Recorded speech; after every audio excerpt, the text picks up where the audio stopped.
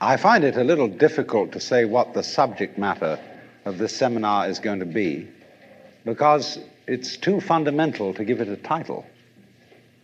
I'm going to talk about what there is. Now, the first thing, though, that we have to do is to get our perspectives with some background about the basic ideas which, as Westerners living today in the United States, influence our everyday common sense, our fundamental notions about what life is about. And there are historical origins for this which influence us more strongly than most people realize. Ideas of the world which are built into the very nature of the language we use and of our ideas of logic and of what makes sense altogether. And these basic ideas I call myth, not using the word myth to mean simply something untrue, but to use the word myth in a more powerful sense. A myth is an image in terms of which we try to make sense of the world. And we at present are living under the influence of two very powerful images, which are, in the present state of scientific knowledge, inadequate. And one of our major problems today is to find an adequate, satisfying image of the world. Well, that's what I'm going to talk about. And I'm going to go further than that, not only what image of the world to have, but how we can get our sensations and our feelings in accordance with the most sensible image of the world that we can manage to conceive. All right, now, the two images which we have been working under for 2,000 years and maybe more are what I would call two models of the universe, and the first is called the ceramic model, and the second, the fully automatic model. The ceramic model of the universe is based on the book of Genesis, from which Judaism, Islam, and Christianity derive their basic picture of the world. And the image of the world in the book of Genesis is that the world is an artifact. It is made. As a potter takes clay and forms pots out of it, or as a carpenter takes wood and makes tables and chairs out of it. Don't forget, Jesus is the son of a carpenter and also the Son of God. So the image of God and of the world is based on the idea of God as a technician, potter, carpenter, architect, who has in mind a plan and who fashions the universe in accordance with that plan. So basic to this image of the world is the notion, you see, that the world consists of stuff, basically. Primordial matter, substance, stuff, as pots are made of clay. And the potter imposes his will on it and makes it become whatever he wants. And so in the book of Genesis, the Lord God creates Adam out of the dust of the earth. In other words, he makes a clay figurine, and then he breathes into it, and it becomes alive, because the clay becomes informed. By itself, it is formless. It has no intelligence, and therefore it requires an external intelligence and an external energy to bring it to life and to put some sense into it. And so in this way, we inherit a conception of ourselves as being artifacts, as being made, and it is perfectly natural in our culture for a child to ask its mother, "How was I made?" or "Who made me?" And this is a very, very powerful idea, But, for example, it is not shared by the Chinese or by the Hindus. A Chinese child would not ask its mother, "How was I made?" A Chinese child might ask its mother, "How did I grow?" Which is an entirely different procedure from making. You see, when you make something, you put it together, you arrange parts, or you work from the outside to the in, as a sculptor works on a stone or as the potter works on clay. But when you watch something growing, it works in exactly the opposite direction. It works from the inside to the outside. It expands, it burgeons, it blossoms, and it happens all over itself at once. In other words, the original simple form, say, of a living cell in the womb, progressively complicates itself. And that's the growing process, and it's quite different from the making process. And so there is, for that reason, a fundamental difference between the made and the maker. And this image, this ceramic model of the universe, originated in cultures where the form of government was monarchical, and where, therefore, the maker of the universe was conceived also at the same time in the image of the king of the universe. King of kings, Lord of lords, the only ruler of princes, who dost from thy throne behold all dwellers upon earth. I'm quoting the Book of Common Prayer. And so all those people who are oriented to the universe in that way feel related to basic reality as a subject to a king. And so they are on very, very humble terms in relation to whatever it is that works all this thing. I find it odd in the United States that people who are citizens of a republic have a monarchical theory of the universe,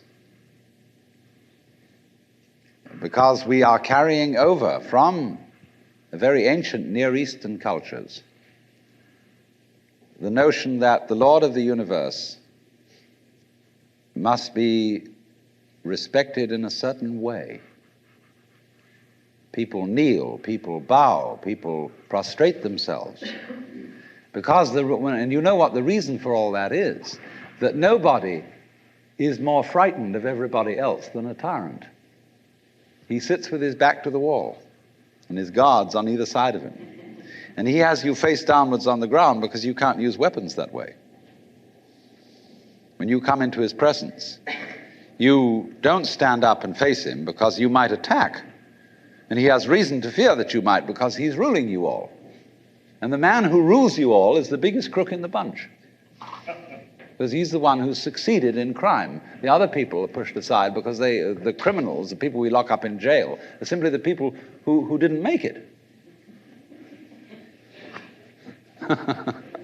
So naturally, the real boss sits with his back to the wall and his henchmen on either side of him.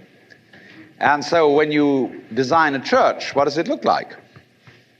Catholic church with the altar as it used to be. It's changing now because the Catholic religion is changing. But the Catholic church has the altar with its back to the wall at the east end of the church. And there, the altar is the throne, and the priest is the chief vizier of the court, and he is making obeisance to the throne in front, but there is the throne of God, the altar. And all the people are facing it and kneeling down. And a great Catholic cathedral is called a basilica, from the Greek basileus, which means king. So a basilica is the house of a king. And the ritual of the Catholic Church is based on the court rituals of Byzantium. A Protestant church is a little different, but basically the same. The furniture of a Protestant church is based on a judicial courthouse. The pulpit. The judge in an American court wears a black robe. He wears exactly the same dress as a Protestant minister. And everybody sits in these boxes. Like there's a jury box, there's a box for the judge, there's a box for this, a box for that, and those are the pews. in an ordinary kind of colonial-type Protestant church. So both these kinds of churches, which have an autocratic view of the nature of the universe, decorate themselves, are architecturally constructed in accordance with political images of the universe. One is the king and the other is the judge, Your Honor. There's sense in this. When in court you have to refer to the judge as Your Honor, it stops the people engaged in litigation from losing their tempers and getting rude. There's a certain sense to that. But when you want to apply that image to the universe itself, to the very nature of life, it has limitations. For one thing, the idea of a difference between matter and spirit. This idea doesn't work anymore. Long, long ago, physicists stopped asking the question, what is matter? They began that way. They wanted to know, what is the fundamental substance of the world? And the more they asked that question, the more they realized they couldn't answer it. Because if you're going to say what matter is, you've got to describe it in terms of behavior. And that is to say, in terms of form, in terms of pattern. You tell what it does. You describe the smallest shapes of it that you can see. Atoms, electrons, protons, mesons, all sorts of subnuclear particles. But you never arrive at the basic stuff, because there isn't any. What happens is this: stuff is a word for the world as it looks when our eyes are out of focus, fuzzy. Stuff, the idea of stuff is that it's undifferentiated, it's some kind of a goo. And when your eyes are not in sharp focus, everything looks fuzzy. When you get your eyes into focus, you see a form, you see a pattern. And so all that we can talk about is patterns. So the picture of the world in the most sophisticated physics of today is not formed stuff, potted clay, but pattern. A self-moving, self-designing pattern, a dance.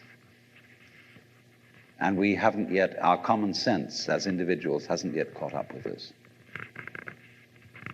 Well, now, in the course of time, in the evolution of Western thought, the ceramic image of the world ran into trouble and changed into what I call the fully automatic model or image of the world. In other words, Western science was based on the idea that there are laws of nature. And it got that idea from Judaism and Christianity and Islam. That, in other words, the potter, the maker of the world, in the beginning of things, laid down the laws. And the law of God, which is also the law of nature, is called the Logos. And in Christianity, the Logos is the second person of the Trinity, incarnate as Jesus Christ, who thereby is the perfect exemplar of the divine law.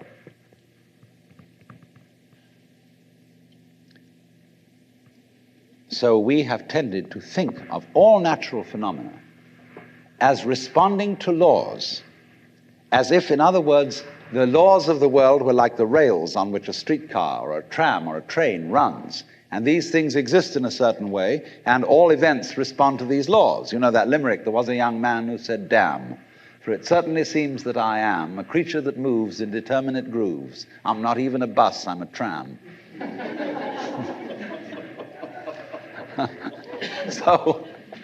here's this idea that there's a kind of a plan, and everything responds and obeys that plan. Well, in the 18th century, Western intellectuals began to suspect this idea. And what they suspected is whether there is a lawmaker, whether there is an architect of the universe. And they found out, or they reasoned, that you don't have to suppose that there is. Why? Because the hypothesis of God does not help us to make any predictions.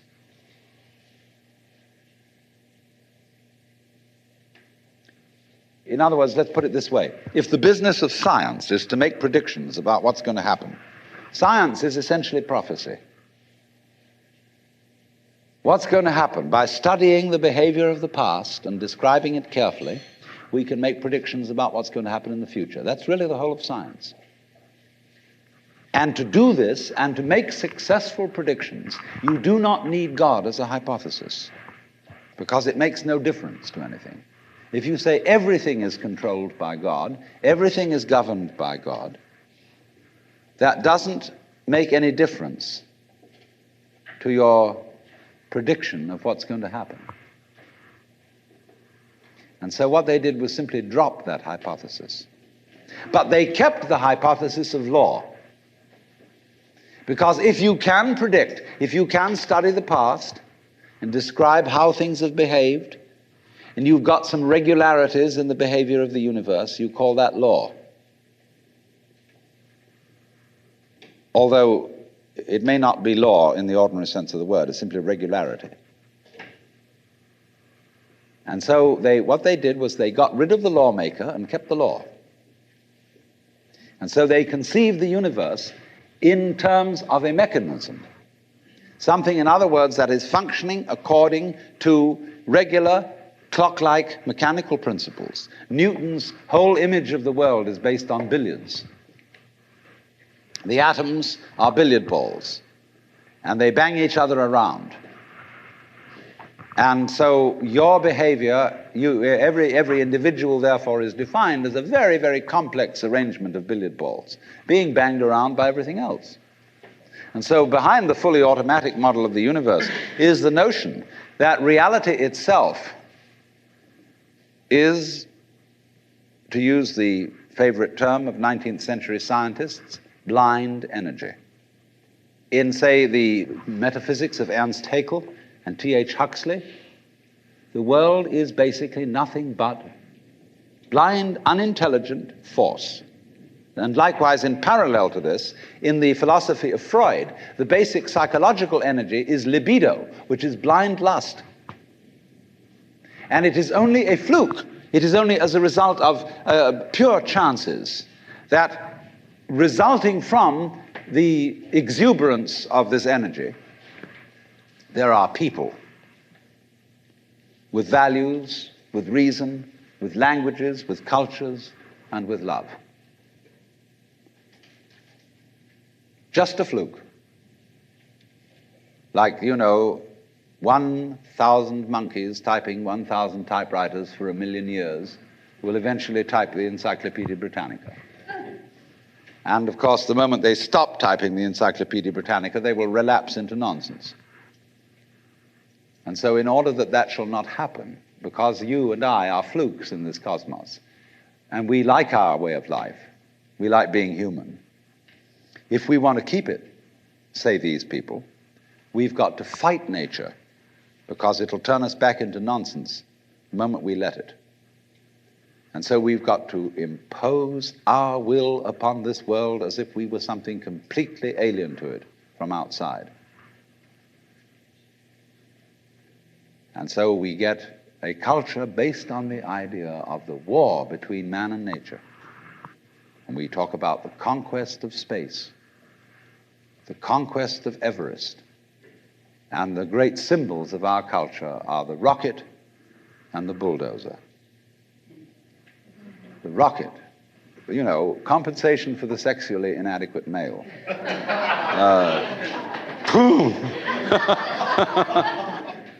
So we're going to conquer space.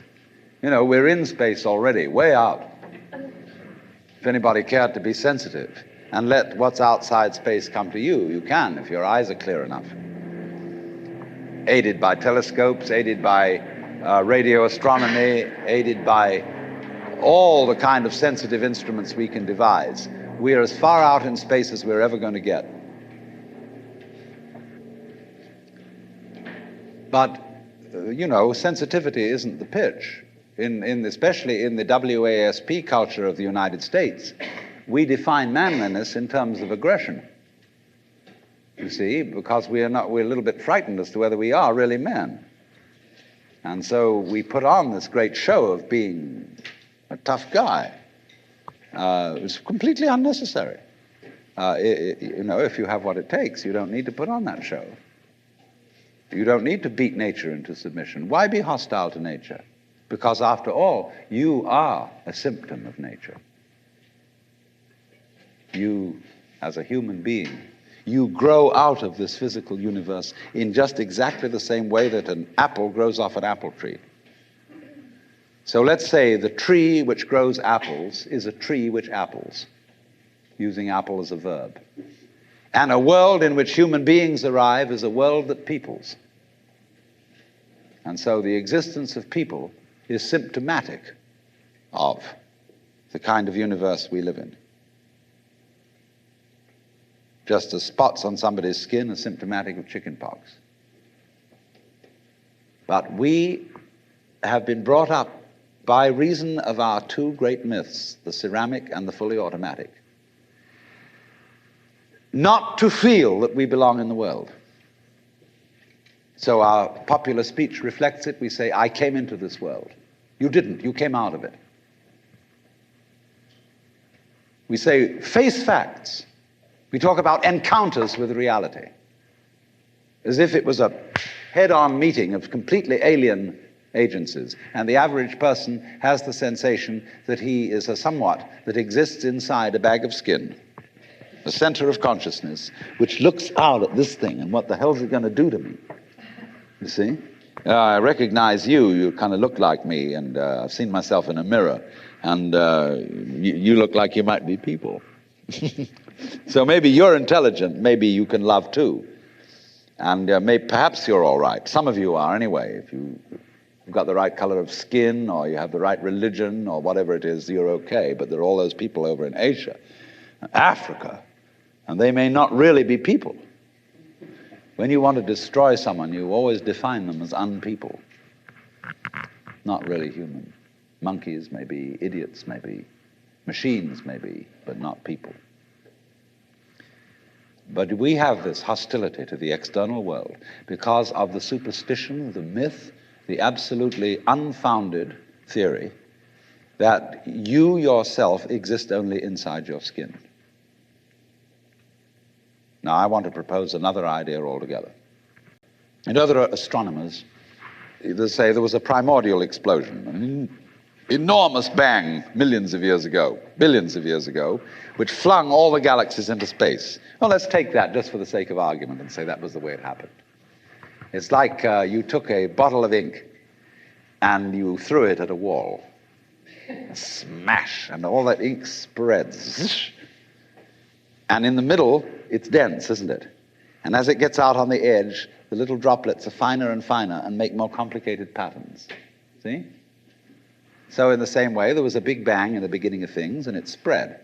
And you and I, sitting here in this room, as complicated human beings, are way, way out on the fringe of that bang. We're the complicated little patterns on the end of it. Very interesting.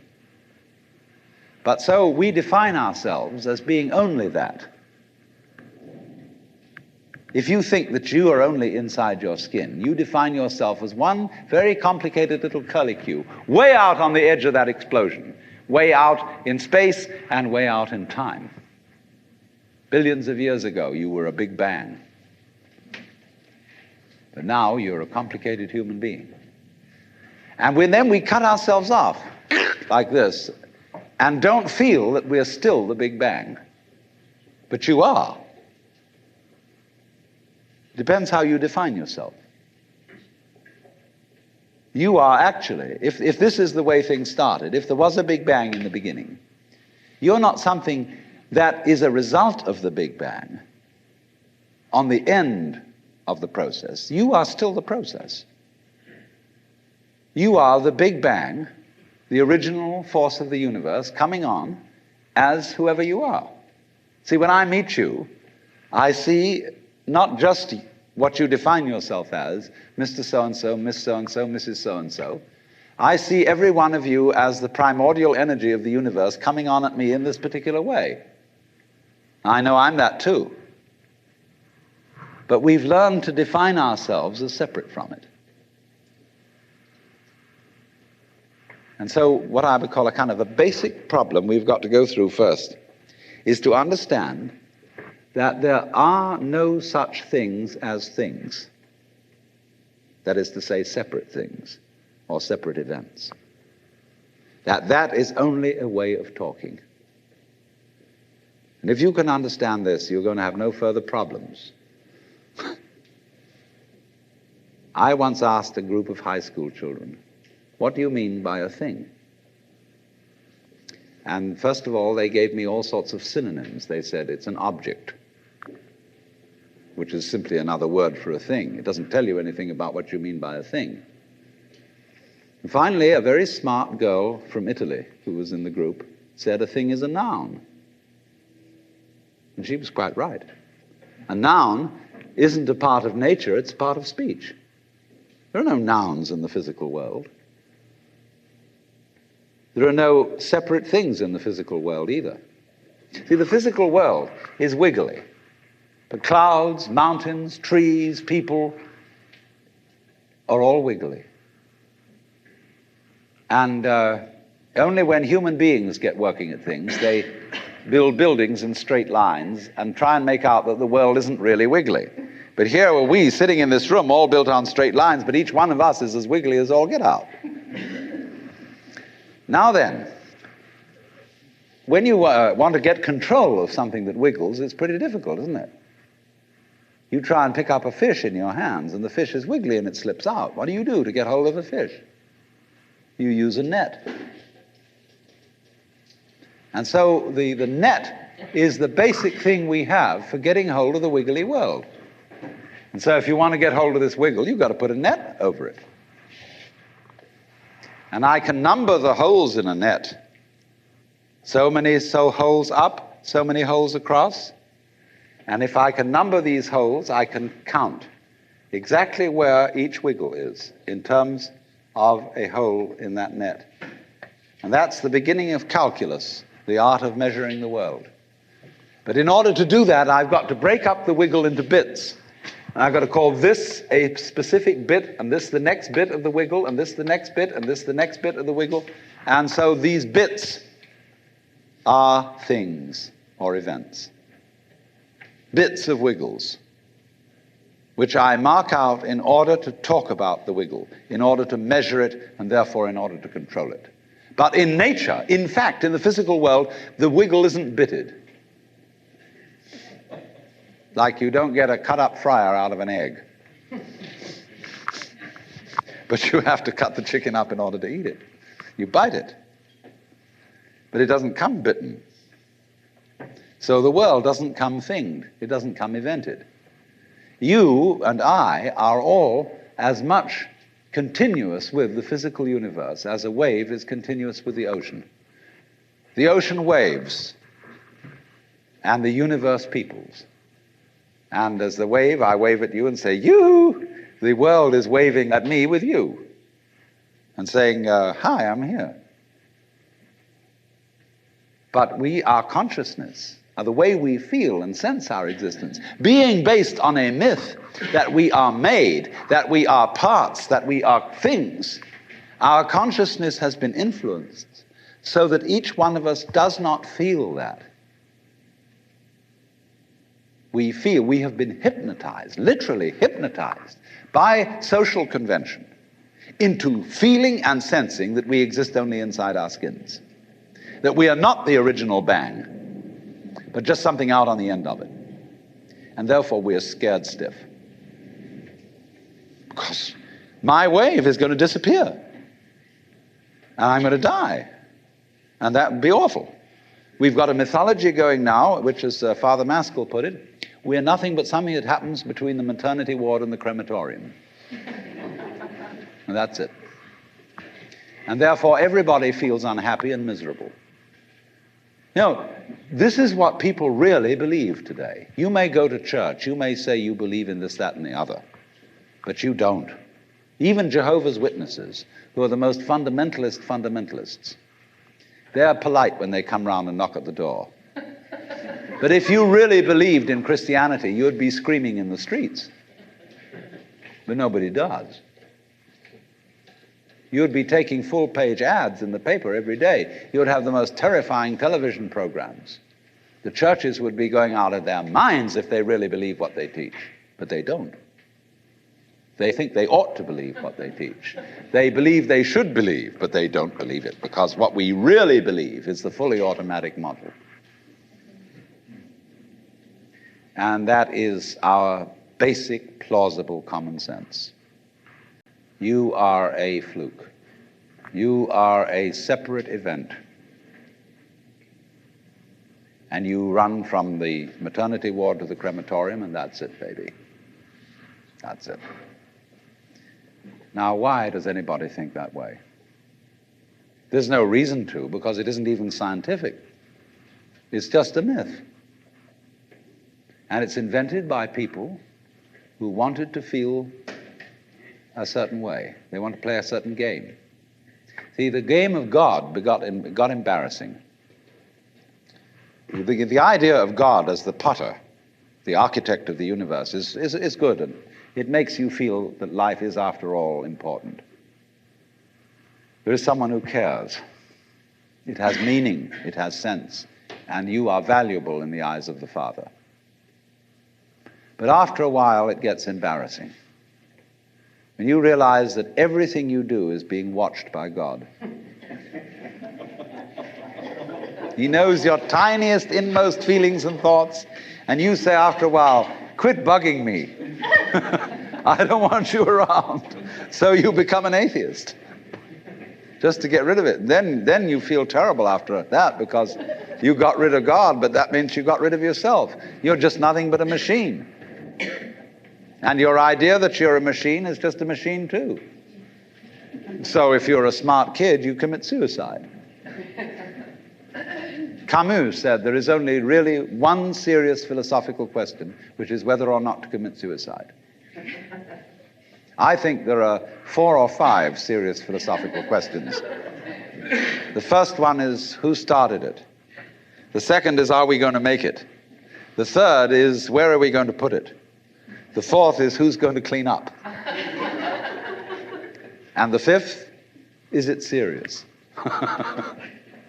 But still, should you or not commit suicide? This is a good question. Why go on?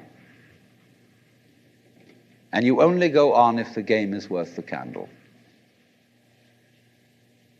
Now, the universe has been going on for an incredible long time.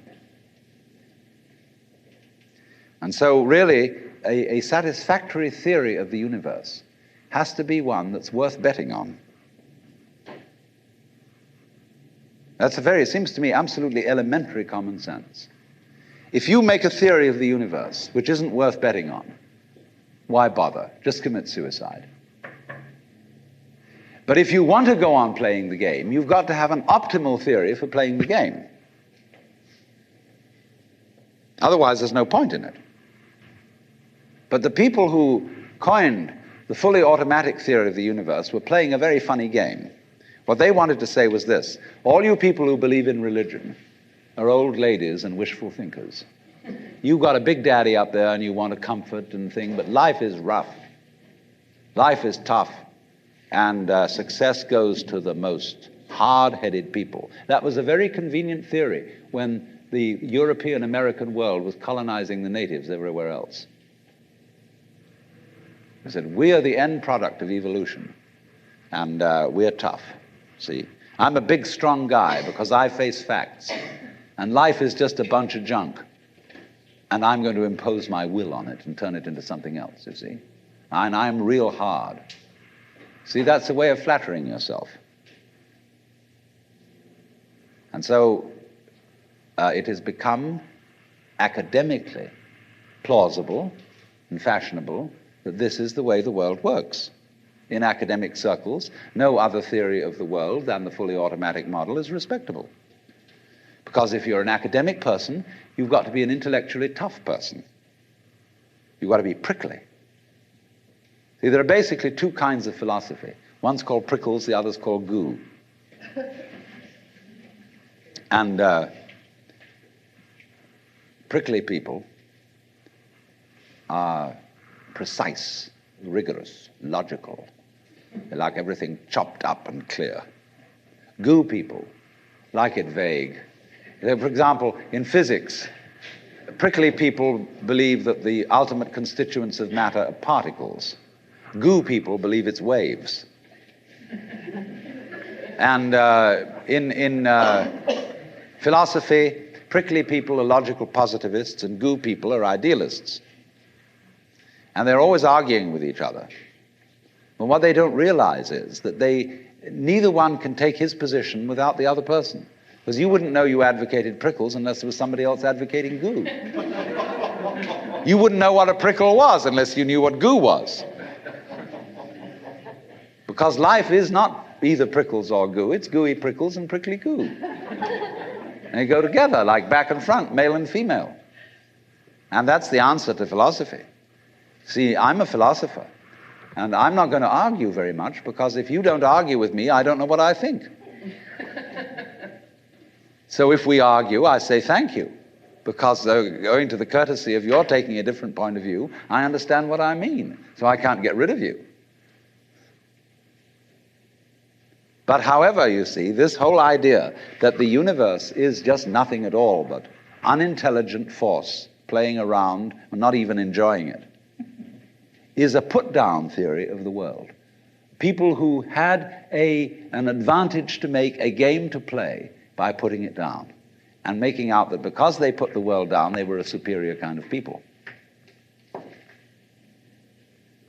So that just won't do. We've had it. Because if you seriously go along with this idea of the world, you're what is technically called alienated. You feel hostile to the world. You feel that the world is a trap. It is a mechanism, it's electronic and neurological mechanisms into which you somehow got caught. And you, poor thing, have to put up with being in a body that's falling apart and that gets cancer, that gets the great Siberian itch, and it's just terrible. And these mechanics, doctors are trying to help you out, but they really can't succeed in the end. And you're just going to fall apart, and it's a grim business, and it's too bad.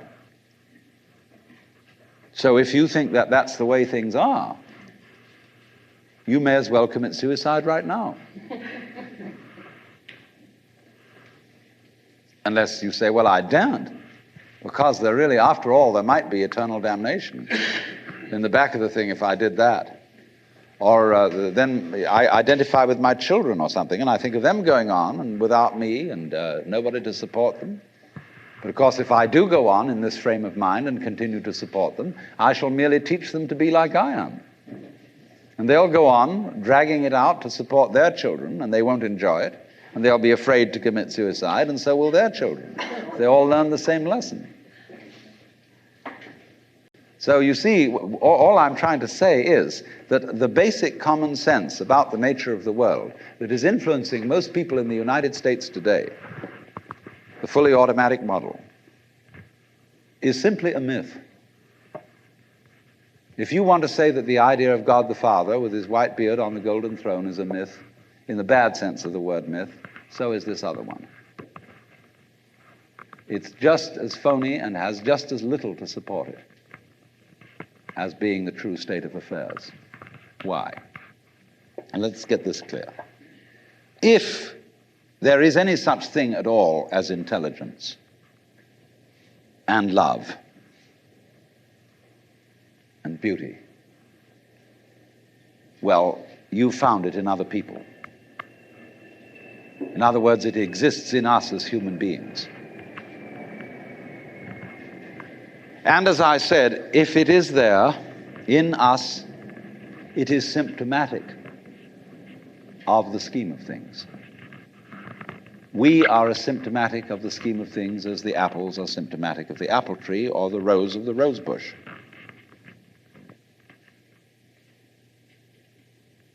The earth is not a big rock infested with living organisms, any more than your skeleton is bones infested with cells. The earth is geological, yes, but this geological entity grows people. And our existence on the earth is a symptom of the solar system and its balances, as much as the solar system in turn is a symptom of our galaxy. And our galaxy in its turn is a symptom of the whole company of galaxies. Goodness only knows what that's in. But you see, when as a scientist you describe the behavior of a living organism, you try to say what a person does. It's the only way in which you can describe what a person is. Describe what they do.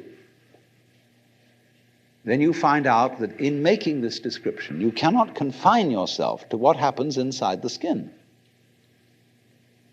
In other words, you can't talk about a person walking unless you start describing the floor. Because when I walk, I don't just dangle my legs in empty space. I move in relationship to a room. And so in order to describe what I'm doing when I'm walking, I have to describe the room. I have to describe the territory. So in describing my talking at the moment, I can't describe this just as a thing in itself because I'm talking to you. And so what I'm doing at the moment is not completely described unless your being here is described also. So if that is necessary, if in other words, in order to describe my behavior, I have to describe your behavior and the behavior of the environment, it means that we've really got one system of behavior. That what I am involves what you are. I don't know who I am unless I know who you are. And you don't know who you are unless you know who I am. There was a wise rabbi once said, if I am I because you are you, and you are you because I am I, then I am not I and you are not you. In other words, we're not separate. We define each other. We're all backs and fronts to each other. You know, you can't, for example, have two sticks. You lean two sticks against each other and they stand up because they support each other. Take one away and the other falls. They interdepend. And so in exactly that way, we and our environment and all of us and each other are interdependent systems. We know who we are in terms of other people. We all lock together. And this is, again and again, the serious scientific description of how things happen. And any good scientist knows, therefore, that what you call the external world is as much you as your own body. Your skin doesn't separate you from the world. It's a bridge through which the external world flows into you, and you flow into it. Just, for example, as a whirlpool in water, you could say, because you have a skin, you have a definite shape, you have a definite form. All right? Here is a flow of water, and it does a whirlpool. And then it goes on. The whirlpool is a definite form, but no water stays put in it. The whirlpool is something the stream is doing. And exactly the same way, the whole universe is doing each one of us. And I see you today, and I recognize you tomorrow, just as I would recognize a whirlpool in a stream. I'd say, oh yes, I've seen that whirlpool before. It's just near so-and-so's house on the edge of the river, and it's always there. So in the same way, when I meet you tomorrow, I recognize you. You're the same whirlpool you were yesterday. But you're moving. The whole world is moving through you. All the cosmic rays, all the food you're eating, the stream of steaks and milk and eggs and everything is just flowing right through you. When you're wiggling the same way, the world is wiggling, the stream is wiggling you. But the problem is, you see, we haven't been taught to feel that way. The myths underlying our culture and underlying our common sense have not taught us to feel identical with the universe, but only parts of it, only in it, only confronting it, aliens. And we are, I think, quite urgently in need of coming to feel that we are the eternal universe, each one of us. Otherwise, we're going to go out of our heads. We're going to commit suicide, collectively, with courtesy of H-bombs. And, all right, supposing we do, well, that will be that, and there will be life making experiments on other galaxies. Maybe they'll find a better game.